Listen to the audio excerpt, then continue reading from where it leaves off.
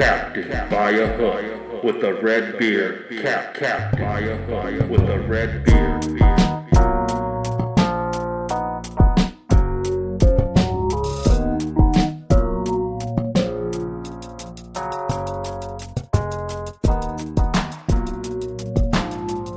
Oh, baby.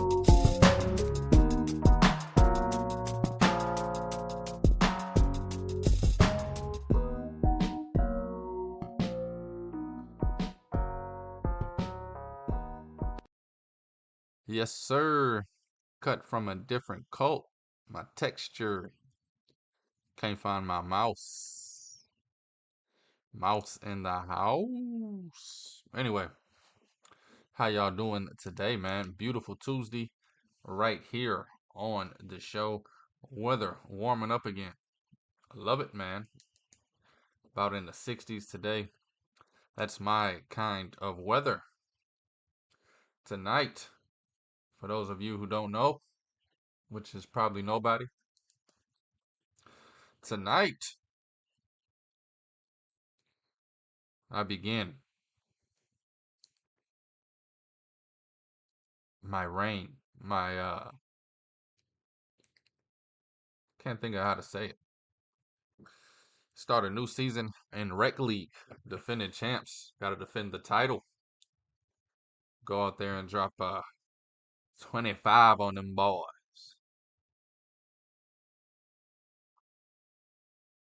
Anyway, man, amazing show today.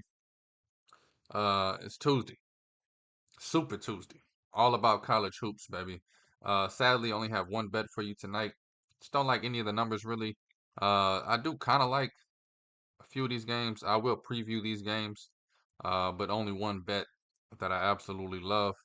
Uh, got that for you coming up a little later. Also, as every Tuesday, my top 10 power rankings in college basketball. Not much changed. A few things changed. I moved Houston back up. Auburn got a little bump. Sheesh. Duke dropped a little bit after the loss to Pittsburgh. Memphis, get the hell up on out of here. Got them out of there. Added Tennessee. We'll talk about that for sure. Power rankings, top 10 from this guy. Still have never thought of a cool way to say it. My top 10, baby, in college basketball. Collegiate hoops on fire right now. Madness talk begins today. I start off with the WCC and the American. We'll break down the tournament teams. It's not the most official. The bracket right now that they have out is not up to date. Last time it was updated was Thursday, I believe. Uh, a lot's happened. I believe it'll be updated today at some point. Uh, oh, it just got updated 15 minutes ago. I've been kind of waiting for it. All right. Because I was going to say, New Mexico wasn't in it. It's in it now. Basically, I mean, I can adjust on the fly, but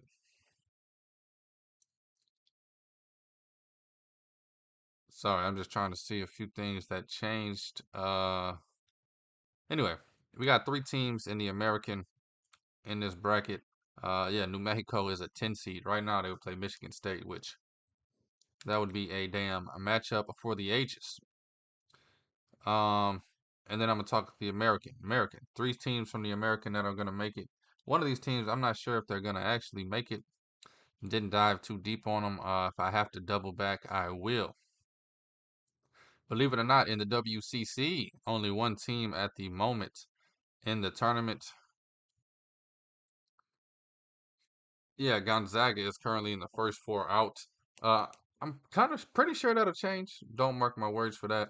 Probably have a Gonzaga breakdown, maybe with the Big 12 or something later. I always will double back. I'm not gonna leave a team unbroken down come tournament time.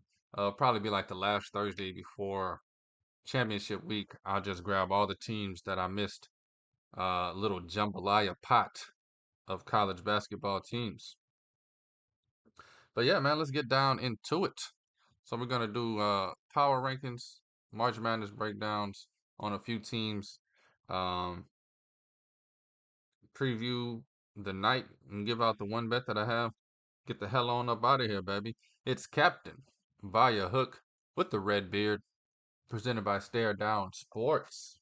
I am Rowan Donaghy, aka Rowan Dobbs, going live on a beautiful Tuesday, Super Tuesday in college hoops, the 23rd of January, 23rd day of the year. Man, I kind of like how slow this month is going. I kind of hate it when basketball season speeds, but I mean, it's already almost over when you really think about it. Sheesh. About 5 weeks from today, championship week will start. Selection Sunday is about 6 weeks away. And then, boom, we get the most exciting thing in sports, which is the tournament, baby. It's Captain via Hook. Man, oh man, last night, some damn drama, some damn madness, some damn what the hell is going on? Let's start it off though with some good news. North Carolina. I'll talk about them a little more too later in the power rankings. North Carolina is on a damn tear, tearing it up. 8 in a row wins, 8-0 in ACC play, covering every one of those games. 8-0 ATS since conference play started. Blowout Wake Forest last night, win by 21 points. RJ Davis just playing at a phenomenal level, All-American type level, 36 points for the point guard. North Carolina, man. It's North Carolina and UConn. One of them winning it this year. Kentucky's right behind them. Right behind them. I got UConn, North Carolina, and then Kentucky. Purdue's up there, but I just don't trust them, man. I don't know if I ever will trust Purdue, man. I don't know at this point. It's this is the two-edged sword of college hoops. You have a coach and a program, and I'm starting to hear fans. I didn't mean to get into this, but I'm starting to hear fans kind of lean towards the other side of the fence here. They're not happy with just making the tournament. They're not happy with Sweet 16s. They want to win a damn championship. Matt Painter, man, always gets Purdue in the tournament. Usually a pretty high seed, always has a dominant big man. Just falls short every year in the tournament. And by fall short, Sweet 16, Elite 8 uh, exits. First round exit last year, which was uncharacteristic, but usually they're a solid team.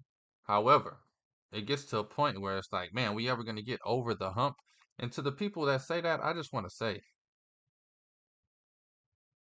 it's college hoops, man. It's absolute greats. I think Coach K in 40 years only has five. Calipari, I believe he only has one or two. You look at Izzo, only got one. He's been coaching there for 32 years. It's just, it's a different precedent in college basketball than it is in any other sport. If you're making Sweet 16s and Final Fours once every 8, 9, 10 years, you're a good program. Purdue's a good program, great program. I think the fans are just getting tired of the heartbreaking march. We'll see what happens this year with them. But North Carolina, man, them and UConn looking like they're on another level. Like I said, Kentucky's right behind them. We'll see a few of those teams in action tonight. Before I talk about what I want to talk about from last night, I just want to highlight Kansas. Win by 5 at home over Cincinnati. Good win. Clap on the back. Get the hell on up out of here. Good teams win. Great teams cover. The line got bet up to 9.5, and then it got bet back down to 7.5. And like the fool that I am, right before tip off, I jumped on the 7.5 and watched them. I don't know. Never really got ahead by much. I mean, it was up 8 a few times, but they never got it to double digits. Cincinnati would never let them do it. So hats off to Cincinnati, man. They're a tough-nosed team. I think all of their losses are about 5 or less. A lot of one possession losses from Cincinnati. But McNeese State, man, I almost wish they would have just lost the damn game. I hate when teams win miraculously and don't cover for me. But taking my bet out of this equation, great win for McNeese State. Will Wade, 17-2 on the season. I don't know how dangerous this team will be come tournament time, but they'll definitely be one of those small schools that if you let them get hot, you better watch the hell out. Last night, 60% from the free throw line. Started the second half off on an 0-17 run. I mean, they just came out flat in the second half, put some poopy in the diaper. And I mean, I guess they bounced back, came down from 18 down, won the game on a tip in, literally tip in at the buzzer off of a missed free throw that would have tied it, went to overtime. Maybe they cover in overtime, maybe they don't. Long story short, they missed. I don't remember the exact number, but they were shooting about 60% from the free throw line. You make your free throws, you cover the damn game. Uh, People on Twitter trying to tell me that, well, the game before they shot 22 for 25. Give a damn. You know what happened that game before? They covered too. I had them 12 and a half. They won by 14. They need to work on their damn free throws. Shoot 60%. No bueno. Give a damn what they did a week ago. This is sports, baby. You think I'm a hang my hat on a? Oh, hey, they a week ago they don't get it. Never will. Anyway, McNeese State gets the 1 point win. Other news last night, nothing big really happening. Those are the only three games with any kind of March credentials. Excuse me. Man, I knew they was going to update this bracket today on Bracketology. Let's jump into the rankings real quick before we get to breaking down teams for the March Madness. It's Captain by a hook, baby, with the red beard, and this is my college basketball power rankings. Like I said, switched it up a little bit. Top four still stayed the same. Number 5 and number 6. Last week I had Duke and Memphis, both teams losing over the weekend. Duke losing at home to Pittsburgh. Memphis losing in Uptown New Orleans to the Green Wave of Tulane. Will definitely. I'm gonna talk about Memphis a lot today. Believe it or not, I'm doing their conference and the breakdowns. So I'll definitely jump on Memphis, all of their problems, highlight the good, whatever. Cashmere sweater. I kept Kansas at 7 because they just still struggle on offense. Kansas, this might be the worst team I've ever seen Bill Self have. I'm sure they'll figure it out. Still somehow make a run in the tournament, but I wouldn't be surprised if Kansas is one of those 2 or 3 seeds this year that loses in the first round. Don't mark my words on that, but I wouldn't be surprised. We'll definitely see what the hell happens. Anyway, jumping to this top 10, baby. At number 1, I'm gonna keep it with you. I was about to say UConn. At number 1, I'm gonna keep it with North Carolina. I just think they're the biggest and baddest team. Covered the last 8 games, 8-0 in conference play. Uh, Taking prisoners, taking names, kicking ass. North Carolina doing the damn thing. I love what I'm seeing from the Carolina Blue. At number 2, yes, sir, we will go UConn. I know UConn beat North Carolina early December. I know. In that week, I had UConn above North Carolina. I just feel like right now, if they played that game again, it might be a different story. It might not. Not taking anything away from UConn. I still think UConn is the favorite to win the championship. If you look at the betting odds, UConn and North Carolina are pretty much right there, neck and neck. I think one of those two teams will host the trophy. Got them at 1 and 2. At number 3, we're gonna go Purdue-ski, baby. The Big Ten dogs, the Big Ten boys. Let's go Purdue at number 3. Nothing much has to be said. The 3 guards, the 3-headed monsters on the perimeter, elevated their games this season. Looking for them to continue to improve. I don't want them to just rest on their laurels. Hey, everybody says we're playing better this year. All right, go work out some more, baby. Get a little stronger. Get that jumper a little more wetter. And of course, Zach Edey's just a damn monster down low. At number 4, I'm going Kentucky. Kentucky has a big game tonight. I'm looking forward to seeing how they play on the road against a South Carolina team that's under the radar, decent. Kentucky, since December 2nd, which is their last loss, maybe not. Since December 2nd, though, 91.4 points per game. Just an absolute a monster. I think they could play with a few NBA teams right now. Definitely, definitely love when I see them out of Kentucky. I feel like Kentucky and Kansas switch roles this season. Usually Kentucky has the big names that just ain't as good as they supposed to be, and Kansas has the under the radar names that are better than you think. This season, I think Kansas got bamboozled by a few of their players uh, and how good they are. And I think Kentucky has some dogs, some doggies. Number 5, baby. We're gonna go Houston, climbing back up the ranks. Had them at number 9 last week. They bounced back in a major way over the last week. Give me Houston at number 5. Only 2 losses on the season. They just happened to be 2 back-to-back losses 2 weeks ago. Give me Houston. They have a big game tonight against BYU. I'm looking forward to. At number 6, we're gonna go the Auburn Tigers in the SEC. Uh, all of their wins are by double digits. 2 losses on the season. They are literally playing a 10-man rotation, and they're just keeping boys fresh, and they're playing defense. Do defense. Hey, watch out. This team can definitely score as well. Auburn Tigers, my number 6 team in the nation. At number 7, just talked about them at length. The Jayhawks of Kansas, baby. Bill Self and boys, I got them at number 7 on the list. At number 8, we're going to go back to the SEC. Tennessee is doing something special this season. They got the experience. I think they got about 2 37-year-olds on the roster, a few more 29-year-olds. This is a joke, people. But a lot of experience over there in the Tennessee Orange. Rick Barnes has them boys playing pretty damn good. And hey, they got a kid named Dalton Connect that just can get buckets. Come tournament time, I don't know.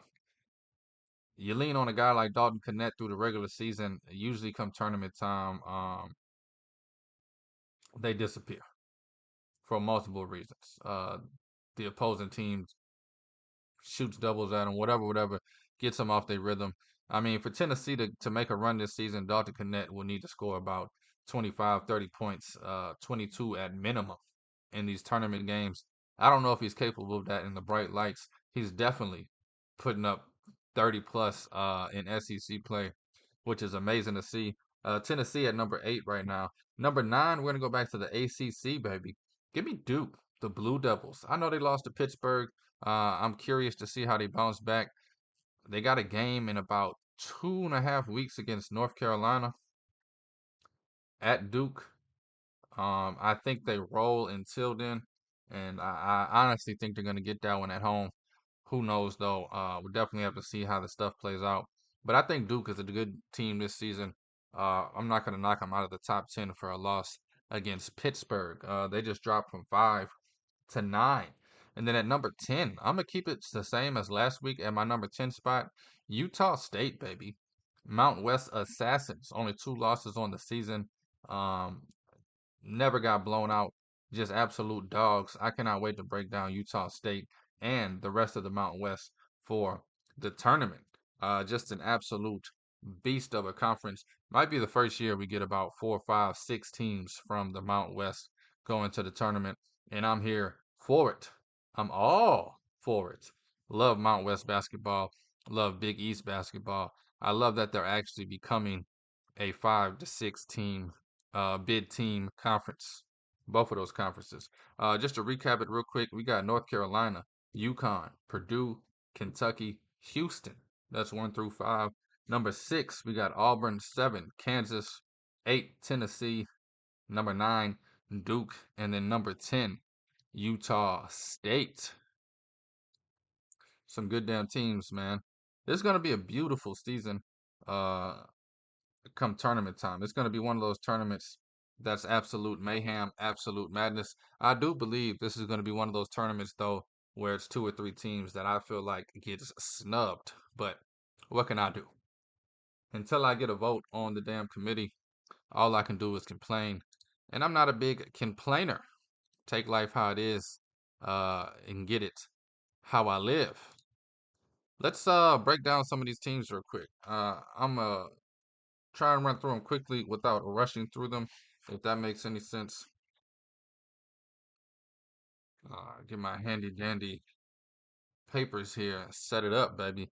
It's gonna be the first breakdowns of March Madness. Again, I'm gonna touch on all of these again, not in depth though. This is gonna be the in-depth breakdowns every Tuesday and Thursday. We're gonna pick a conference, break down every team that's in the tournament field. The last Thursday before championship week, we're just gonna go ahead and scoop all the teams we missed. And some teams I'm not gonna dive too deep into because I don't think they'll be there. But if they are, we'll dive a little deeper into them. This team actually surprised me.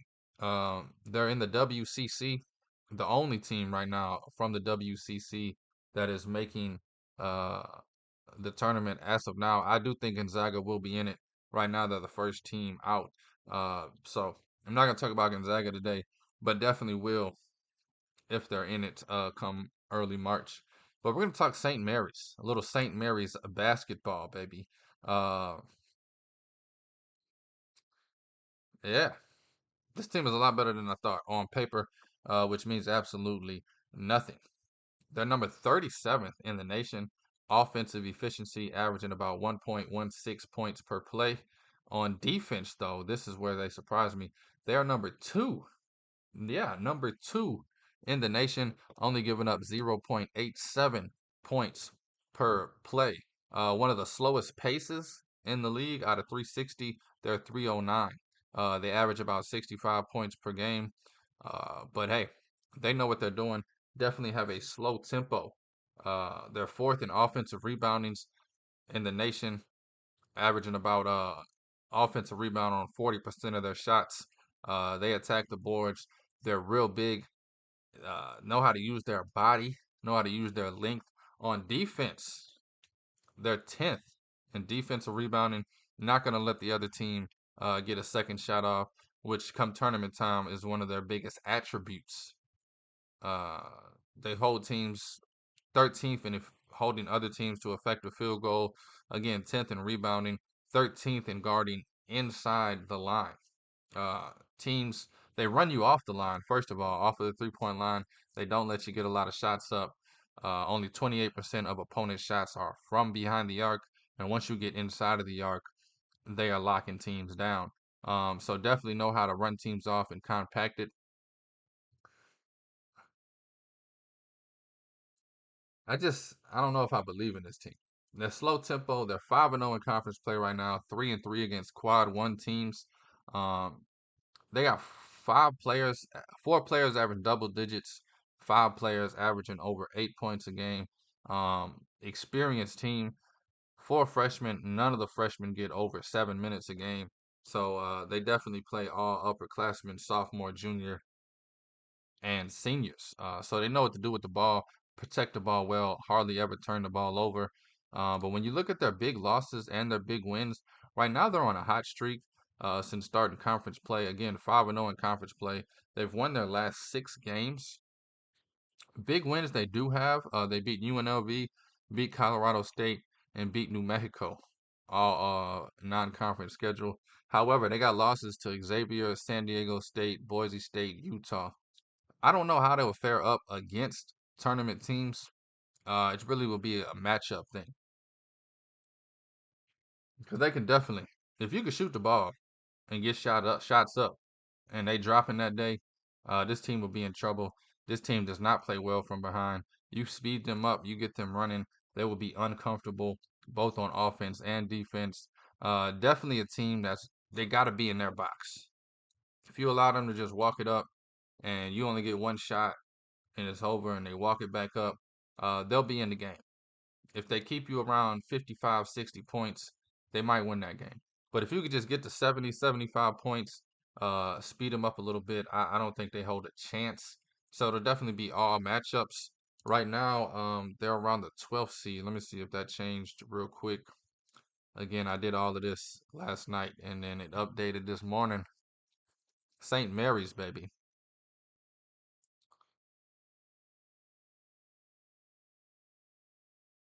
Right now they're a 10 seed. They'll play Utah State if it ended today. Um, I definitely will be looking to fade them first round at that 10 seed spot. I don't think they can beat a 7 seed. But again, it depends on matchups. And again, if they get a young team full of freshmen, they can probably definitely control the pace, control the play.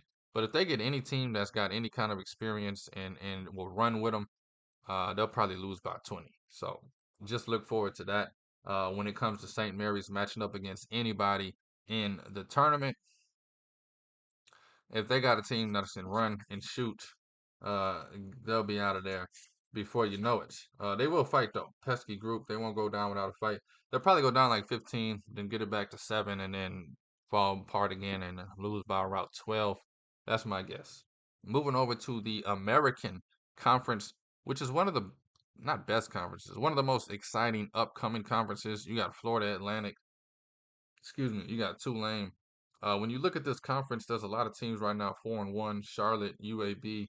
Somehow North Texas at 11-6 is in it. Excuse me, is in the damn tournament. I don't understand that one, but I will break them down a little bit. Just because. Why the hell not? But right now we're gonna start it off with Florida Atlantic. Everybody knows them from last year's tournament run, returning a bunch of players. We all know John L. Davis. He's become a household name this season. He's averaging 18 points a game, 7 rebounds, 3 assists, 2 steals. Absolute stud. Uh, this team is 5-1 in conference play. They're 3-1 against quad one teams. Bad losses they have Illinois, not bad, but losses they have Illinois.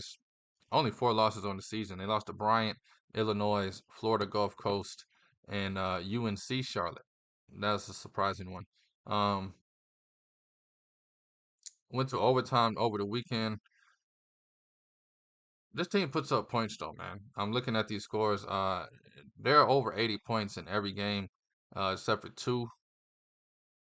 7-3, sorry, but they put up points. I don't know if anybody over Christmas weekend watched the overtime game against Arizona, proving that they can play with anybody in the nation.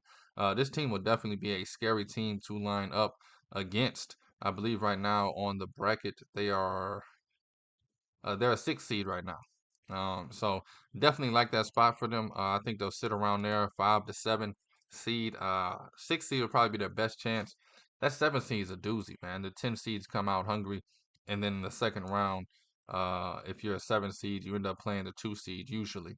So definitely like them at the 6 seed for them to get to the next to the Sweet 16, because then you'll have to play a 3 seed, 3-6.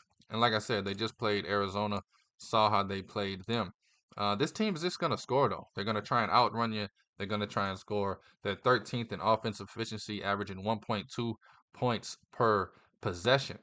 On defense, 151st, about halfway there. Average, giving up 1.01 points per possession. Pace wise, they're about right above the halfway mark of the pack. A 141 on the nation in pace, and I'm not sure that's correct. I'm sure it is, but this team does run. This team does score. They can slow it down though, which is one of the reasons I do like this team to make a run to the second weekend of the tournament in the Sweet 16. Because if you do stop them from running, they have some half court sets and they have some studs that can get the ball in the bucket. And again, we saw the run they did last year, returning a lot of those players. Same coach. This was a rare situation where the coach goes on a run at a small school, and instead of leaving for a bigger school, he says, "Nah, I built this. I like what I built. I'm gonna stay here." Who knows what happens after this season? I think part of that was the players. He looked at the players and was like, "Hey, I got a lot of sophomores and juniors. If y'all come back, I'll come back." And this year, a bunch of juniors and seniors. I think after this class, he might. Depends. If these juniors come back, I think he'll coach one more year there. But I think he'll be out of there for a bigger job. The DePaul job just opened up. I know it's not a huge improvement from Florida Atlantic, but I'm sure there'll be other jobs opening up, like Memphis. I mean, I meant to say Michigan. I think Penny Hardaway will be at Memphis for a long, long time, and he deserves to be at Memphis for a long, long time. But Michigan, they need to get a damn better coach. I think he'd be the perfect guy to turn that program back into the historic program that it is. But anyway, again, this team's 3-1 quad one, 5-1 in conference play. Three players averaging over double digits, led by Jonell Davis. Kid's a damn stud. Uh, this team's top 15 in effective field goal percentage on offense. Defense kind of lacking. One thing they don't do though is they don't foul. You're not going to get points at the free throw line. You're going to have to earn every bucket with this team. They're not going to foul you. They're not going to get in foul trouble. One of the positives for this team come tournament time, they'll be able to keep their players in and not be in foul trouble. And they're not going to give up 15, 20 points from the free throw line. So definitely one reason why I do like this team. NBA style half court offense, but they do like to run. The way you can beat this team, hold them to one shot, slow it down. This team against St. Mary's would be a crazy matchup. It'll just be complete opposites, man. Complete, complete opposites. It'll really be whoever style wins. If St. Mary's can slow it down, they'll have a chance. But as soon as Florida Atlantic can get out running, I think it'll be over fast. This team's 17th in 2-point field goal percentage, shooting about 58%, and then they shooting about 37% from behind the arc. Free throws, they shoot a pretty decent percentage. It's about 70%, which is I hate it. I want my team to shoot 73, 77, and up. If you give me a team that shoots 80% from the free throw line, most likely that team is going to cover some damn games. Florida Atlantic. Definitely think this team can be a Sweet 16 team, maybe even go on a deeper run like they did last season. Tomorrow I will start doing my tiers of teams. That's going to be a blast, upgrading that every week. Uh, Keeping it in the American League. I'm not going to talk too much about this team. I don't even know why this team is in it. 11-6, 0-3 against Quad One. They're 4-1 conference play, which makes little sense. Maybe they're giving a little credit for the defense. I'm talking about North Texas. Again, they're 11-6. They do have some good wins on their schedule, but not great. I don't see one win. Again, 0-3 Quad One. I don't see any win here that deserves them to be in the tournament. This is one of those teams that baffles me. I don't even know why I'm talking about them right now. I mean, three players in double digits, four players if you count the 9.3, five players if you count some guy named CJ Nolan. I don't know why he's at the bottom. Maybe he's hurt. He's only played one game, so yeah, probably hurt.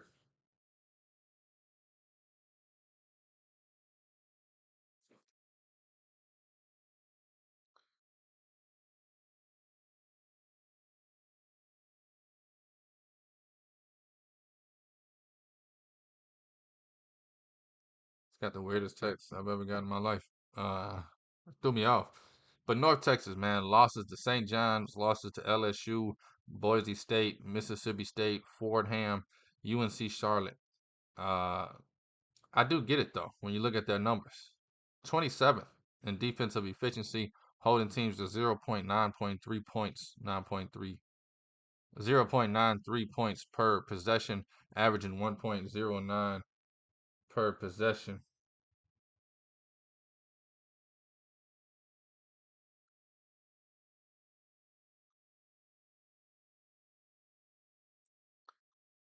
Uh, Offensive rebounds. North Texas, great offensive rebounding team. 37% of their shots they get the offensive rebound on. Misses, of course. A decent free throw shooting team, which is something I like. Uh, they shoot about 76% from the free throw line. Shoot about 48% from inside the arc. 35% from outside the arc. I mean, it looks like this team can get hot.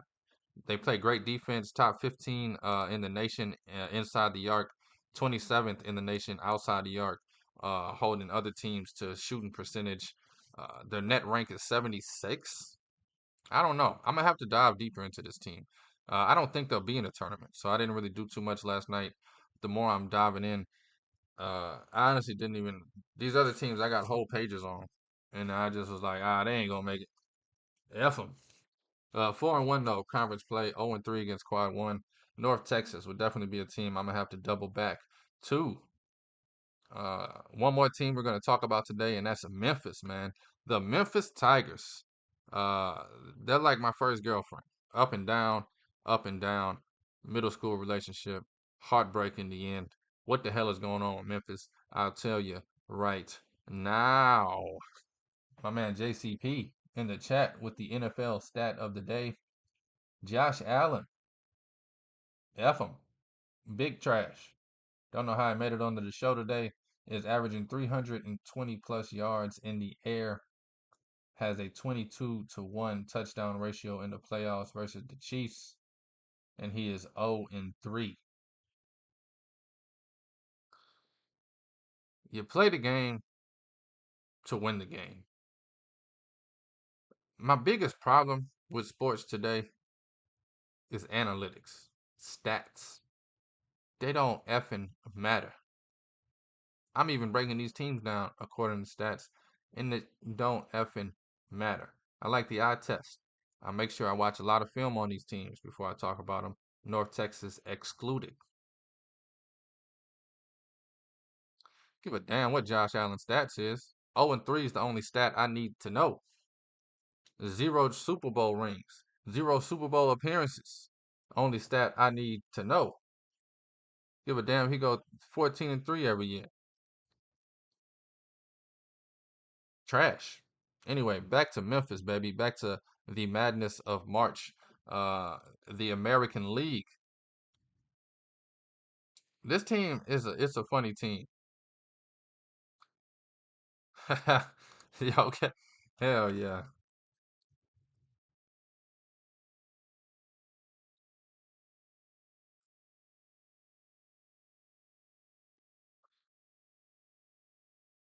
Man, analytics really are killing sports and killing the game. It used to be I don't give a damn about the last 100 shots. It's all about the next shot. Now it's like no matter the results of the shot. Well, the last 100 shots, he was shooting 62%. Oh, they lost though because he missed that one shot. But he was shooting 62%. He's the greatest of all time. Like, yeah, nah, bro, the motherfucker trash. Uh, I don't want to get too graphic. Genitals shrunk up in his stomach. Got to that last shot. Oh, getting nervous. What a dog's at that go 0 for 20 and still hit the game winner. Anyway, analytics breaks my heart that these kids really think it matters. A lot of these young kids just go on analytics, man. It's horrible. Memphis, baby. Memphis, man. David Jones, shoot first, shoot second, pass never, guard. He's going to have to figure that shit the hell out. He was playing amazing basketball in non conference play. I think mentally he said, this conference sucks. I'm going to go get mine. And they are struggling because of it. 4-2 in conference play, only 1-2 against quad one teams. That does scare the hell out of me. They lose by 16 to Villanova early, lose by 3 to Old Miss early, run off a great slate of wins, including Clemson, Virginia, and then they come down these past two games, lose by 1 to South Florida, and then lose by 2 to Tulane. A quad 3 and quad 2 game. Uh, I mean, they got a weak schedule, so they're gonna look good the rest of the season. I think right now they're a 6 seed on this bracket projected. See if I can find them real quick. But the problem with Memphis is, yeah, they're a 6 seed right now. They'll play Princeton. I guarantee you, whatever it is, Princeton plus the points if that ended right now. Uh, hell yeah, my dog JC Peasy editing his video, talking some football playoffs. I'm sure over there on his channel, the JC Pod on YouTube. Um, but Memphis, man, I guarantee you Princeton will cover that game. Memphis will have to win by a miracle. 82nd in offensive efficiency, 1.12 points per possession. Mid-range assassins. They also shoot about 74% from the free throw line, which I love. Uh, shoot about 54% inside the arc, about 36% outside the arc. This team can shoot. They just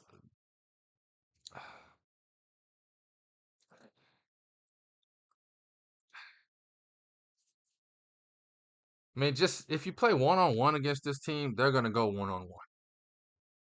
As long as you don't run doubles, don't overhedge on the picks. If you play solid fundamental defense and allow them to play one-on-one, they might cook you here and there, get some highlight plays. Well, as we just saw over the weekend against Tulane, if you watch that game, they went one-on-one every damn time. They got some buckets, beautiful mid-range game from all of their guards. But in the end, it didn't really matter. They lost the game. They don't pass the ball at all. It's like one pass, one-on-one pull. It's like James Harden ball, but at the collegiate level, doesn't really work for me. David Jones is averaging 22 points per game, 7 rebounds, only 1.5 assists, 2 steals. And then you got Javon Quinterly. I love this kid. I forget where he transferred from, but he was a beast last season. He's averaging 14 points, 3 rebounds, 5 assists.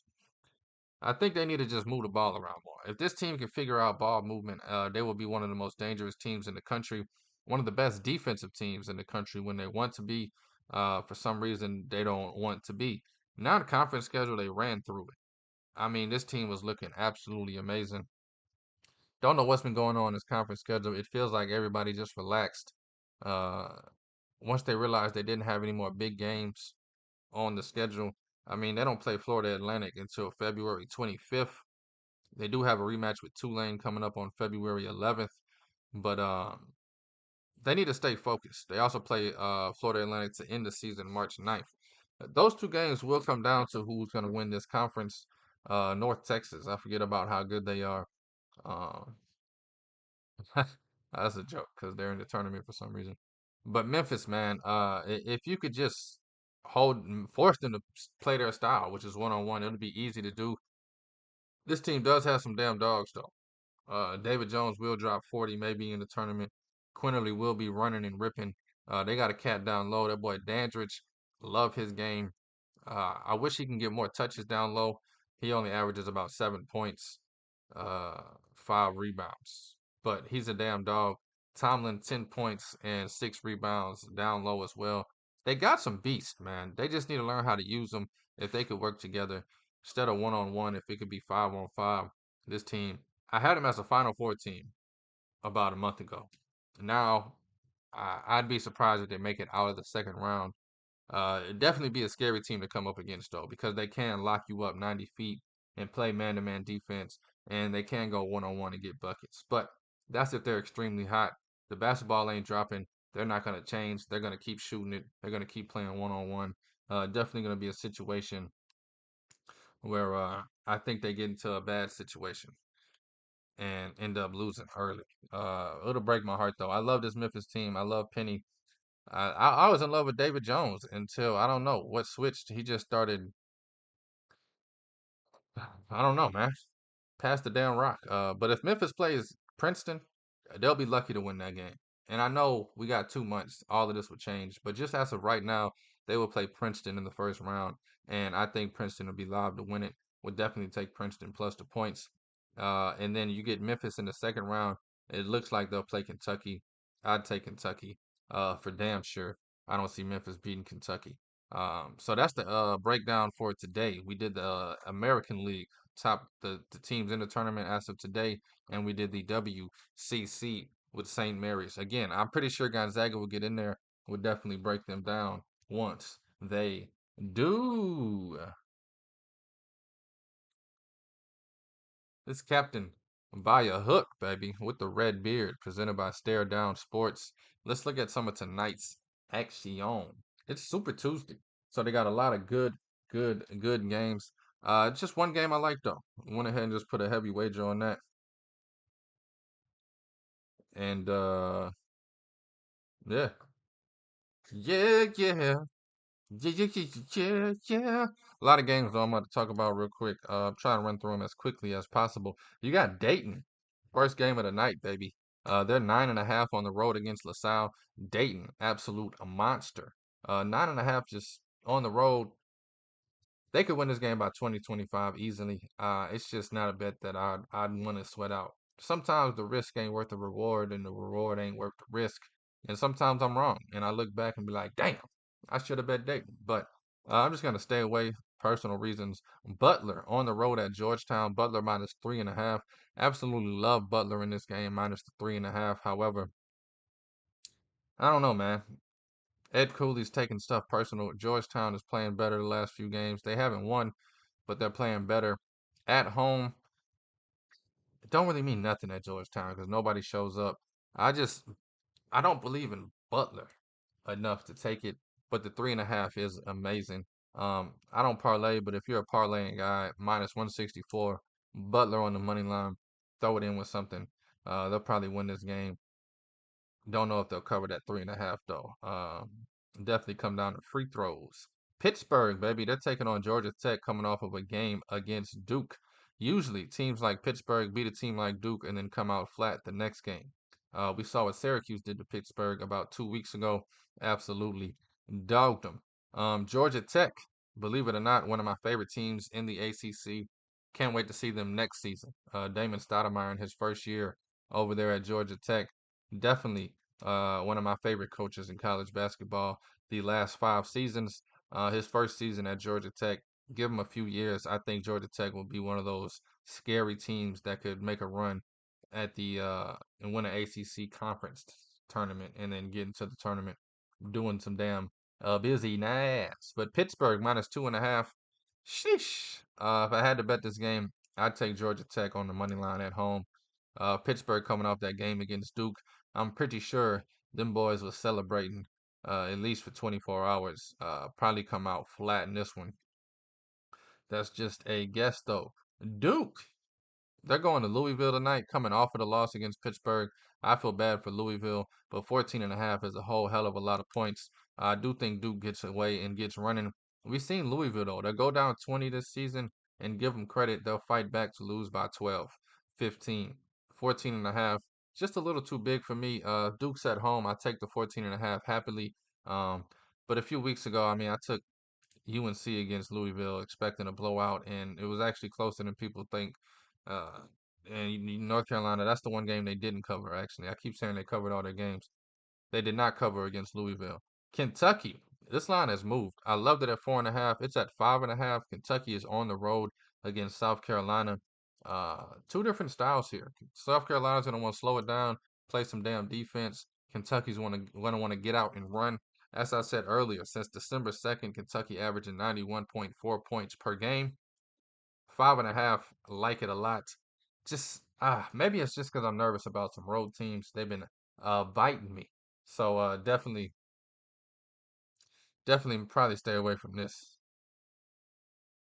But I love Kentucky minus 5.5. It's my second favorite bet of the day after the one that I bet. Florida, Texas, Oklahoma. Oklahoma minus 4.5 at home. This game can go either way. If I wanted to sweat it out, I would take Texas on the money line, even plus 172 to win it.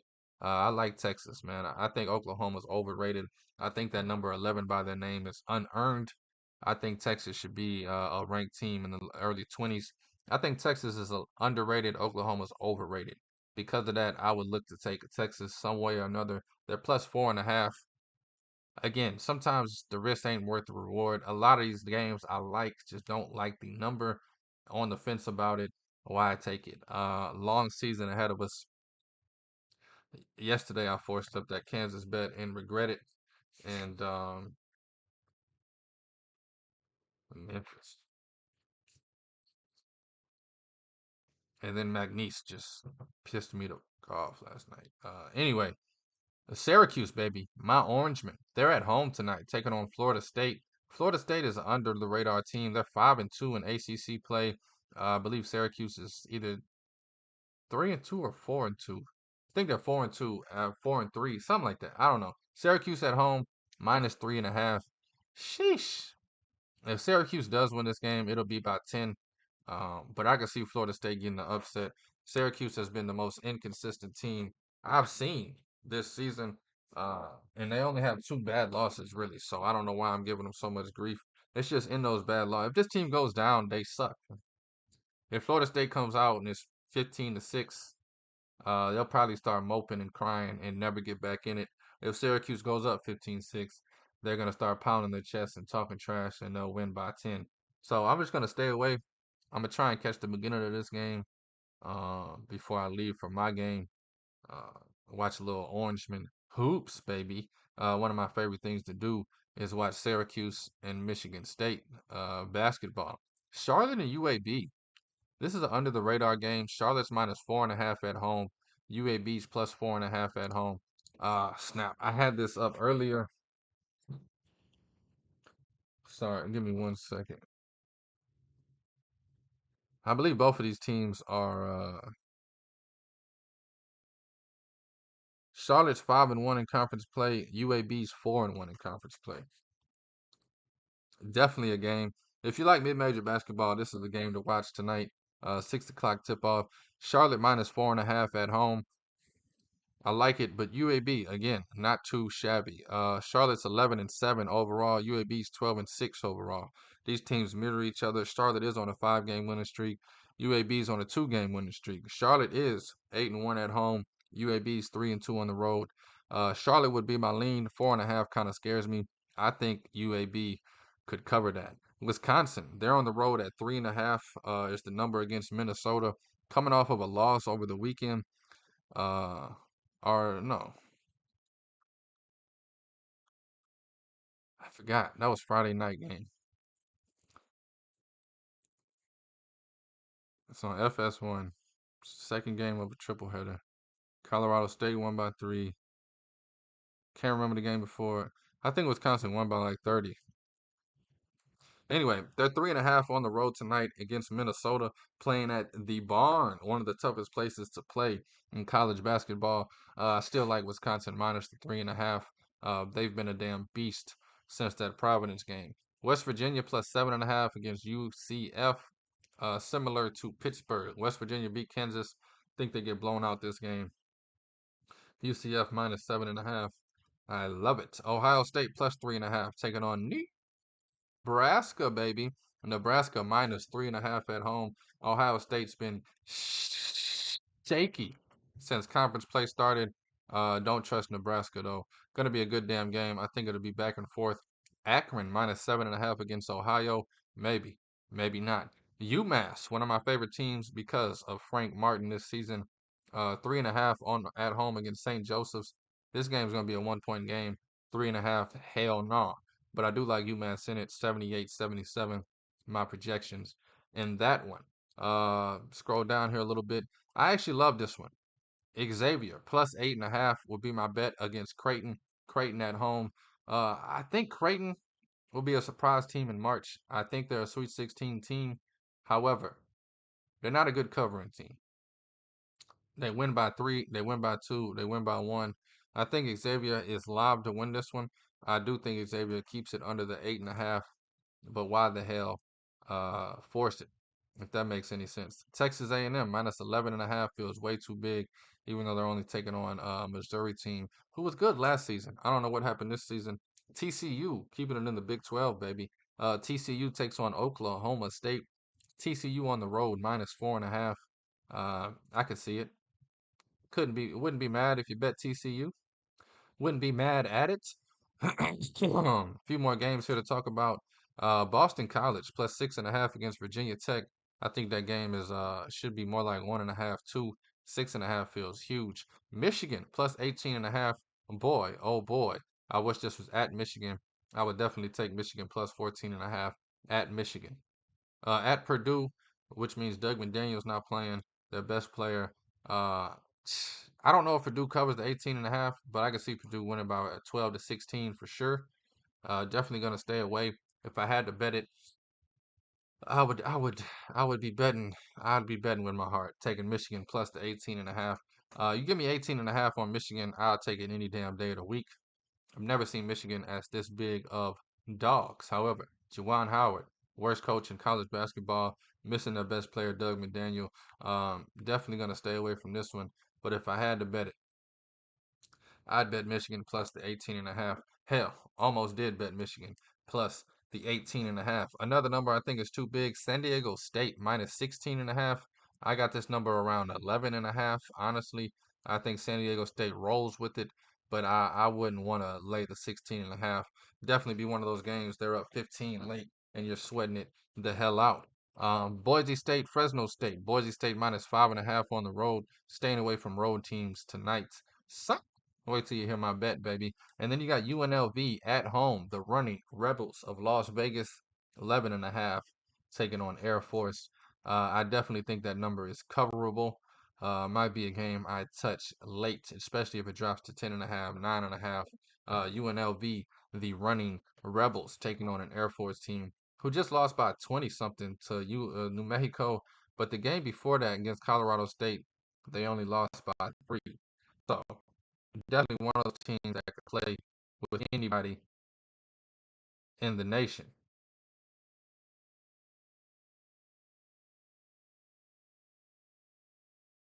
All right, hopefully we can get through these next 2 minutes. This is Captain by a Hook with the red beard, presented by Stare Down Sports. Just previewed tonight's games. Only got one bet for you, so you know what that means. Somebody, anybody, hit me with the horn.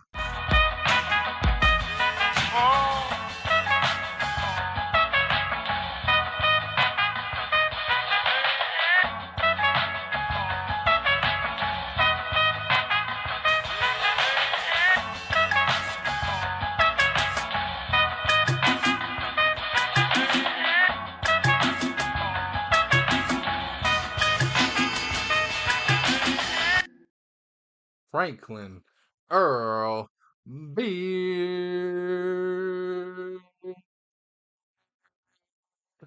Winner time with the best bets of the day. Man, I'm going to take it to the Big 12 tonight. You got BYU at home taking on Houston Cougars. Give me Houston minus 2.5. Looks like if you wait, you can get it at 1.5. I'm not waiting. Give me Houston minus 2.5. If you got some extra cheddar, I'd lay the points on the money line. I'd lay the money line minus 137. Houston on the money line. It's not that much. Throw an extra $20, $30 down to cover the juice. Give me Houston, baby, on the damn money line. I got Houston minus 2.5, but I think Houston rolls. I think they win this game by double digits. Give me Houston, man, to make a statement tonight on the road at BYU. Houston minus 2.5, taking on Birmingham Young University. That's BYU, baby. Hopefully, I get home to catch the second half of this game. My game is at 7:45. We play two 20-minute halves. Takes about an hour. We don't do all the commercial breaks like college hoops does. But definitely, definitely gonna be on Houston tonight, minus the 2.5. That's the best bet of the day, the only bet of the day. I just went heavy-handed on it. Of course, nothing's guaranteed and nothing is automatic. Man, amazing show. Broke down some teams. Started talking some March Madness. First glance at the bracket. Everything is feeling lovely. Rolling into February. Mwah. Beautiful. Very nice. Houston minus 2.5. Only better tonight. Thank y'all for listening. Thank you for watching. Thank you for the love. And thank you for the support. This is Captain by a Hook with the red beard, presented by Stare Down Sports. I am Rowan Donaghy, aka Rowan Dobbs, going live on a beautiful Tuesday morning, January 23rd, 2024. And this is a morning show, baby. Please take all these wagers at your own risk, and please gamble responsibly.